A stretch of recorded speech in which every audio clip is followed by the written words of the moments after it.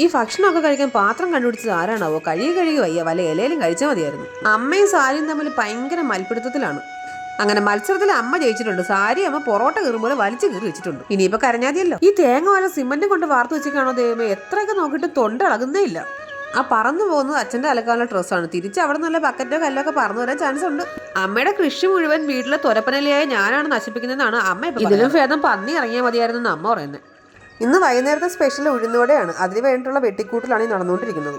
സവാളയും ഇഞ്ചിയും പച്ചവളവും നന്നായിട്ട് അരിഞ്ഞെടുക്കണേ, കൂടെ കറിവേപ്പിലയും എല്ലാം കൂടെ അരിഞ്ഞെടുത്തപ്പോൾ അമ്മ പറയും ഇത് കഴിക്കാനാണ്, അല്ലാതെ കുളിക്കാനല്ലാതെ എന്തിനാ ഇത്രയെന്ന്. അരച്ച ഉഴുന്നുമാവിൽ ഉപ്പും ചേർത്ത് എല്ലാം കൂടെ ചേർത്ത് മിക്സ് ചെയ്യണേ. ഈ ഉഴുന്നുവടയ്ക്ക് നടുക്ക് ഹോളിടണമെന്ന് എന്തത്ര നിർബന്ധം? ഇനി നന്നായിട്ട് വറുത്ത് കോരണേ. റോട്ടിലെ കട്ടറിൽ വെള്ളം കിടക്കുന്ന അതേ ഷേപ്പ്.